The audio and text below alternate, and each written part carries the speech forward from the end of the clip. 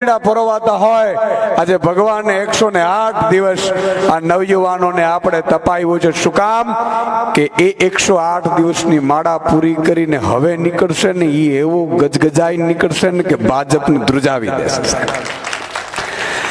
આજે આપણે એમ આવતું કે ભાજપ અત્યાચાર કરી આગામી તાલુકા જિલ્લાની ચૂંટણીઓ આવે છે એનાથી ડરીને એ ખેડૂતો માટેના નિર્ણયો લેશે, પણ એમણે કોઈ નિર્ણય ન લીધો મિત્રો, અને નિર્ણય ન લીધો એટલે આપણે નિર્ણય લેવા મજબૂર બન્યા છીએ કે આ યાત્રા આજે દાદા સોમનાથના પટાંગણમાંથી અમે શરૂઆત કરી છે અને પ્રવીણભાઈ ગામના ઘુસિયામાંથી એમના ગામથી શરૂઆત કરી છે। એમણે કીધું કે સુદાનભાઈ મારે મારા ગામની તપસ્યા જોવી છે, એમના લોકોની તપસ્યા જોવી છે, એટલે અહીંયાથી શરૂઆત કરી છે।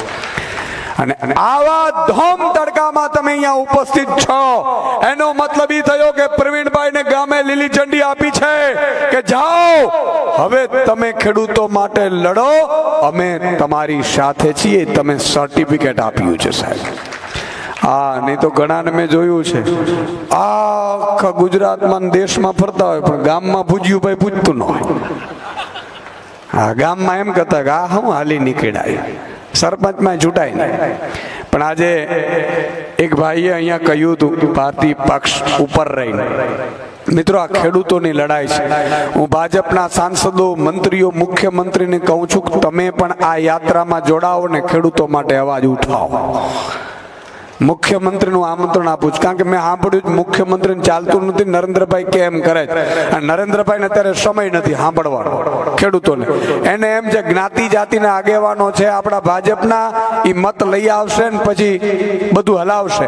મિત્રો મારે આપણે કેવું છે 2024માં આ 1-1.5 વર્ષ પહેલા જયારે મગફળીનો પાક આવ્યો ત્યારે ટેકાના ભાવે ભાજપે કેટલી ખરીદી કરતું હતું, કેટલા મણની ખરીદી કરતું હતું ભાઈ? 200 મણની કરતું હતું ને? આ ખબર છે કે નથી ખબર? 200 મણ ખરીદી કરતું હતું, 200 મણ ખરીદી કરતું હતું। ભાજપના નેતાઓ એકઠા થયા, માનનીય નરેન્દ્ર મોદીજીને કહ્યું કે ભાઈ શ્રી નરેન્દ્રભાઈ આ માત્ર 200 મણ ખરીદી કરીએ છીએ, ખેડૂતો પરેશાન છે, ખેડૂતો અમને ઘૂસવા નથી દેતા ગામમાં, એમ કહે છે કે ટેકાના ભાવે પૂરતી ખરીદી કરો। ખેડૂતોને ભાજપના નેતાઓએ નરેન્દ્રભાઈ અને આખી ટીમને કીધું કે પૂરેપૂરી મગફળીની ખરીદી કરો, તો કે ક્યાં આવી મગફળીની પૂરેપૂરી ખરીદી થાય છે? એટલે ખેડૂતોએ કીધું, ભાજપના નેતાઓએ કીધું નરેન્દ્રભાઈ અને આખી ટીમને કે પંજાબમાં જાઓ, પંજાબમાં જેટલી ફસલ ઉપજ જે પણ ખેડૂત પકવે એ સરકાર પૂરી ફસલ પાક વીમાની જરૂર નથી, પૂરેપૂરી ફસલ પ્રધાનમંત્રી ફસલ વીમા યોજનાની પણ જરૂર નથી, ત્યાં આખી સરકાર ખરીદે છે। મિત્રો એકવાર એના માટે તાળીઓ થઈ જાય, તમને ખબર હશે નહીં કદાચ, જેટલું પણ ઉપજ થાય, માન લો મગફળી તમારી 500 મણ થઈ, 700 મણ થઈ, 800 મણ થઈ, ઘઉં આટલા થયા, એ પૂરેપૂરી ઉપજ સરકાર, રાજ્ય સરકાર, ભગવત માનની આમ આદમી પાર્ટીની સરકાર પૂરેપૂરી ખરીદી કરે છે। ત્યારે ભાજપના અહંકારી નેતાઓ, મંત્રી, મુખ્યમંત્રીએ કીધું કે આપણે જરૂર નથી, આપણે કોળી સમાજનો આપણો આગેવાન છે હું કામનો છે, પટેલ સમાજનો આગેવાન છે હું કામનો છે, ઠાકોર સમાજનો આગેવાન છે હું કામનો છે, એને કયો મત લાવે, આપણે માત્ર 200 મણ જ મગફળી ખરીદી કરો। બધાએ વિચાર કર્યું કે અમુક ભાજપના હારા નેતાઓએ કે આ 200 મણ ન રાખો, આપણે ગોટે ચડી જશું। આ બધા ખેડૂતો પછી અમને ઘૂસવા નથી દેતા, તાકે નાના જ્ઞાતિના આગેવાનો ઉતારી દો, તાલુકા પંચાયતનો સભ્ય આપણો ઉતારી દો, એને ટાર્ગેટ આપી દો, સરપંચોને ટાર્ગેટ આપી દો, જિલ્લા પંચાયતના સભ્યોને ટાર્ગેટ આપી દો, કોર્પોરેટરને ટાર્ગેટ આપી દો, તમારા બૂથમાંથી મત નીકળવા જોઈએ, નહીં તો આજે ઘુસિયાથી સોમનાથનો રસ્તો છે ને તમને નહીં મળે કોન્ટ્રાક્ટમાં। આ વાત સાચી કરું છું ભાઈ? બરોબર સમજાય છે વાત? કેટલાને સમજાય છે? હાથ ઊંચો કરો એટલે મને બરોબર ખબર પડે। હા, બધાને સમજાય છે। એટલે એમણે એવું એવું કીધું કે આપણે મગફળી 200 મણ ખરીદવી જ છે, માત્ર 200 મણ. અને મિત્રો માત્ર 200 મણ ખરીદી કરી. અને આશ્ચર્યની સાથે કહું છું તમને, આખા ગુજરાતમાં ચૂંટણી આવી, લોકસભાની ચૂંટણી આવી, નરેન્દ્રભાઈ મોદીના નામ ઉપર ચૂંટણી આવી, અને બધાય ખેડૂતોએ હોંશે હોંશે કમળનું બટન દબાવ્યું, કાટ કાટ કાટ કાટ કાટ કાટ.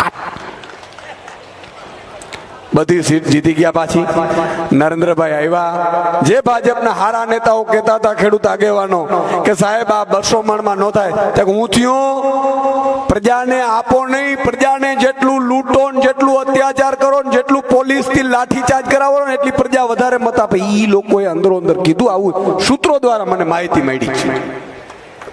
મારા પાસે સૂત્રો પાકા આવ્યો ભાઈ. હવે તમને બીજી વાત કરું, એમણે ભાજપે પછી આદેશ કર્યો કે માત્ર 70 મણ મગફળી જ ખરીદો ભાઈ આ વખતે. એટલે ફરીથી ભાજપના નેતાઓ એકઠા થયા કે સાહેબ 70 મણ ખરીદી કરીશું મગફળીની, તો આ લોકો ઘૂસવા નહીં દે, કોડીનારમાં નહીં ઘૂસવા દે, સોમનાથમાં નહીં ઘૂસવા દે, જુનાગઢમાં નહીં ઘૂસવા દે. તો કે એની ચિંતા ના કરો, માત્ર 70 મણ ખરીદ્યો એટલે ડબલ મત મળશે. કેમ? તો કે આ પ્રજા ભોળી છે, ખેડૂતો ભોળા છે, ખેડૂતોના પત્નીઓ ભોળા છે, એમને આ કાંઈ ખબર પડતી નથી. એને એટલું કહેજો કે નરેન્દ્ર મોદી છે તો આપણે જીવતા છીએ, નરેન્દ્ર મોદી છે તો આપણે વિશ્વમાં ડંકો વાગે છે, નરેન્દ્ર મોદી છે એટલે વિશ્વ ગુરુ છીએ, આવું બધું સંભળાવજો એટલે સાંભળી લે, મત આપી દે. આ વાત સાચી છે. આ વાત થયા પછી મિત્રો મને ખબર પડી, અમે આમ આદમી પાર્ટી મનોજભાઈ ને અમે બધા ભેગા થયા.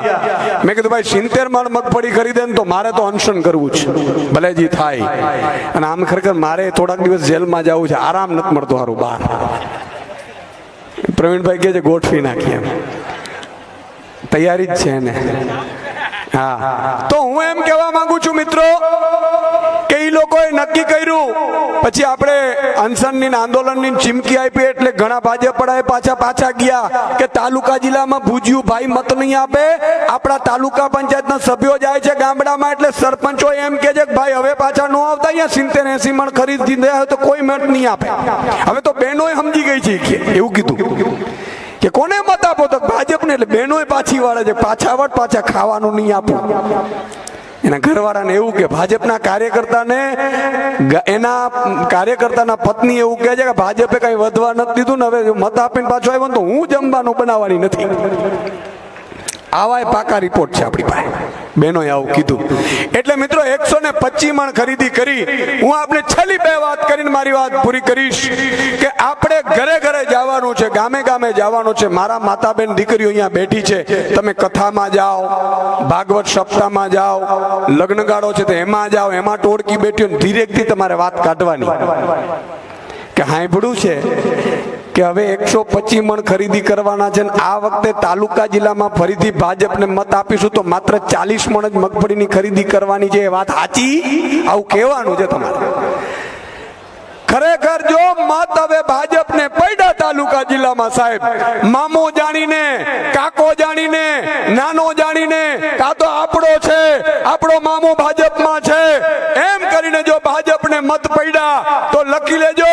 પછી સુદાનભાઈ કે પ્રવીણભાઈ કે મનોજભાઈ નહીં આવે તમારી વારે, કાકા અમારી પાસે સત્તા હશે તો કરી શકશું, બાકી પછી ફરીથી જેલમાં મોકલી દો, અમે એકવાર જેલમાં જઈ આવીશું.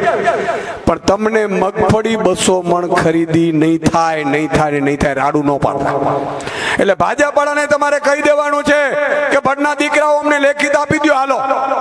ભાજપવાળા મત માંગવા આપે એમ કહી દેવાનું કે અમારો મગફળી છે, કેરીનો પાક છે, જે પાક અહીંયા ઉપજ થાય છે એ ટેકાના ભાવે ખરીદી પૂરેપૂરી કરવામાં આવે એવું તમે લેખિતમાં આપી દો. એટલે આપણે ભાજપને મત આપવો છે એમ કહેજો. આ બરોબર કહું છું? કેટલા લોકો મંજૂર છે? હાથ ઊંચો કરો એટલે મને ખબર પડે કે આ બરોબર ગાડી જાય છે. વારે વાહ, માતા બહેનોને સમજાઈ ગયું ને, બરોબર સમજાણું ને. હવે આનાથી શું થાય છે એ તમને કહું છું. મામો ને કાકો ભાજપમાં હોય, ભાજપ વાળાને એવું છે કે આપણો આ છે એ માણસ મજબૂત છે, જિલ્લા પંચાયત લડશે એટલે જીતી જશે, તાલુકા પંચાયત લડશે એટલે જીતી જશે. શું કામ? કે હમણાં ટેકાના ભાવે મગફળી ખરીદી કરીને એને ટેકાનું કેન્દ્ર આપ્યું હતું ને 2 કરોડ વૈધા છે, એ રૂપિયા વેરી દેશે સરપંચોને. ઘણા બિચારા સરપંચો લેતા નથી, બહુ સારા માણસ હોય છે. તાલુકા જિલ્લાના નાનતેન ગામે ગામ મિત્રો જે ટેકાના ભાવે 1 ટેકાનું કેન્દ્ર તમે મગફળી આપવા જાઓ છો ને, એ ભાજપ વાળો હોય છે. ભાજપ વાળો ખરીદી કરે છે ને, એને 2 મહિનામાં 2 કરોડ રૂપિયાની આસપાસ પ્રોફિટ મળે છે. પણ આ વખતે જો આવે ભાજપમાંથી કોઈ મામો કાકો કે નાનો કે નાની, અમાર સીટ રિઝર્વ હોય તો નાની માને મૂકે, ખબર આપણા નાની માં. તમારે એક વાત કરવાની છે સાહેબ, કે આ વખતે જો ભાજપમાંથી આવે તો ભગવાન કૃષ્ણને યાદ કરવાનું છે, મારા કાળિયા ઠાકરને યાદ કરવાનું છે. ભગવાન કૃષ્ણ જ્યારે અર્જુનને કહેતા હતા કે બાણ માર સામે, ત્યારે અર્જુને કીધું કે સામે મારા દાદા છે ભીષ્મ, મારાથી બાણ ન ઉપડે. મારો ભાઈ કર્ણ છે, મારાથી બાણ ન ઉપડે. મારો ભાઈ દુર્યોધન છે, બાણ ન ઉપડે. ત્યારે ભગવાન કૃષ્ણએ કીધેલું અર્જુનને કે સપાટ કર, ઉપાડ, નહીં તો આ તને મારી નાખશે.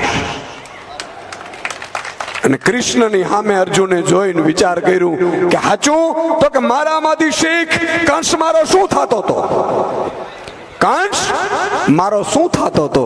એટલે અર્જુને કીધું કે તમારો હગો મામો થતો હતો. સાહેબ, અસત્યના રસ્તે હગો મામો હોય ને એને ગોળીએ દીધો છે, તો તું હું ની રાહ જુએ છે સાહેબ. એટલે કદાચ આમો મામો આવે ભાજપમાંથી તો તમારે ભગવાન કૃષ્ણને યાદ કરવાનો છે. ઈશુદાનભાઈ કીધું તી વાત આપણે પકડી રાખવાની છે. આ બરોબર છે કે નહીં? અને તમારા વડીલોમાં ખબર છે, ગામમાં 2 જણા જાપે બેઠા જ હોય છે. એ જાપે બેઠા હોય ને એને આ મગજમાં ઉતારી આવો કે પંજાબમાં આમ આદમી પાર્ટીની સરકાર છે, બધું ટેકાના ભાવે લઈ લે છે. અને એટલું નહીં, કોઈ પણ વેપારી કદાચ ખેડૂતમાંથી માલ લેવાનું નક્કી કરે, એના ઘરે જાય તો 1 પણ રૂપિયો ટેકાના ભાવેથી નીચે ખરીદી ન કરી શકે, નહીં તો એને જેલમાં જવું પડે. મિત્રો, આ વ્યવસ્થા આમ આદમી પાર્ટીએ પેદા કરી છે અને આપણું સપનું છે. આ રહી વાત ભાજપની, પણ કદાચ આમ આદમી પાર્ટીની આગામી તાલુકા જિલ્લાઓની સરકાર આવશે તો શું થશે? તો તાત્કાલિક પરિવર્તન નહીં આવે, પણ તાલુકા જિલ્લામાં માની લો કે તમને ખબર પડી કે જુનાગઢ જિલ્લા પંચાયત આમ આદમી બની, પોરબંદર જિલ્લા પંચાયત આમ આદમી બની, દ્વારકા જિલ્લા પંચાયત આમ આદમી બની, જામનગર જિલ્લા પંચાયત આમ આદમી પાર્ટીની બની. આવા જ્યારે મેસેજો છૂટશે એટલે ભાજપ વાળા મીટિંગ કરશે ને તરત કહેશે કે એક કામ કરો, ખેડૂતોને હવે જે જૂના પાક વીમા યોજનાના 8,000 કરોડ બાકી છે, તાત્કાલિક ચૂકવણી કરો, એટલે તમારા ખાતામાં ખર કરીને 1-1 લાખ રૂપિયા આવી જાય. પેલું કામ આ થાય. બીજું એમ થાય, ખેડૂત આગેવાનોને કહેશે કે બોલો શું કરવાનું છે, તાકે ટેકાના ભાવે પૂરેપૂરી ખરીદી કરવી પડે, પ્રધાનમંત્રી ફસલ વીમા યોજના યોગ્ય કરવી પડે, આપણે રસ્તા બનાવીએ છીએ, રસ્તા બનાવવા પડે. આ કામ ભાજપ વાળા તુરંત ચાલુ કરશે 2027 સુધીમાં. અને 27માં તમે આમ આદમી પાર્ટીની સરકાર બનાવશો, પછી શું થશે એની હું ઝલક આપું છું તમને સાહેબ. પછી તમારે આ ખબર છે, થાંભલા નાખે છે વચ્ચેથી, મરજી પડે ખેતરમાંથી હાઈ ટેન્શન, અહીંયા છે કે નથી પ્રોબ્લેમ? હાઈ ટેન્શન લાઈન માંથી નાખે છે સાહેબ. તમારો ખેતર હશે, અત્યારે એવું છે કે ભાજપ વાળો કોન્ટ્રાક્ટમાં લઈ લે, ગુંડો કે લુખો ભાજપ વાળો હોય, એ કોન્ટ્રાક્ટ લઈને પોલીસને લઈને આવે, મારા ખેડૂતોના ખેતરના વચ્ચે થાંભલા નાખે. પણ જયારે આમ આદમી પાર્ટીની સરકાર હશે અને કદાચ કોઈ ગુસ્તાખી કરી આવી અને મારો ખેડૂત આવીને મિસકોલ મારશે અને એમાં જો પોલીસ કે કલેક્ટર સંડોવાયેલા હશે તો બીજે દિવસે સસ્પેન્ડ થઈ જશે. આ વ્યવસ્થા પેદા કરવાની છે. એટલું નહીં, આમ આદમીની સરકાર બનાવવાની છે, કોઈ ખાસ આદમીઓની નહીં, કોઈ કલેક્ટરોની નહીં, કોઈ નોકરોની નહીં. આમ આદમી પાર્ટી મારો ખેડૂત, મજૂર અને શ્રમિક, એ જ્યારે ખેડૂત ખેતરમાંથી નીકળતો હોય, અહીંયા જાપે, સોમનાથના જાપે પોલીસ વાળા ઉભા હશે, 2 પાવતી આપતા હશે. પાવતી આપે છે ને સાહેબ? આપણે એવું નિયમ લાવવો છે કે મારા ખેડૂતો 25-50ની સ્પીડમાં જતા હોય મોટરસાયકલમાં, કોઈ પાવતીની જરૂર નથી. હાલ નિકાટ આવી વ્યવસ્થાઓ પેદા કરવાની છે. કાનૂન આપણે બનાવવાના જ ભાઈ. કાનૂન કોણ બનાવે? આ લોકોને કાનૂન બનાવવા બેહાડ્યા છે, પણ કરે છે શું ખબર છે? કાનૂન એવા બનાવે છે કે લૂંટ કેમ વધારે મળે. તમે વિચાર કરો, 3 ઉપજ લઈ શકાય નહીં. નાળિયેરીનો પાક માટે શું વ્યવસ્થા છે ભાઈ? કેરીના પાક માટેની શું વ્યવસ્થાઓ છે ભાઈ? ક્યારે સહાય મળી છે? આજે મિત્રો, હું જ રાજનીતિમાં આવ્યો અને એક નમૂનો તમને આપું. હું સવારે 11-11:30 ઓફિસે પહોંચ્યો, મારો કાર્યક્રમ મહામંથન આવતો હતો, તમને ખબર હતો? ખબર છે કે નહીં? ઈ જ છે ભાઈડો. હા, એમ ભૂલી ન જતા ભાઈ. સવારે 11 મિત્રો ગયો એટલે મારી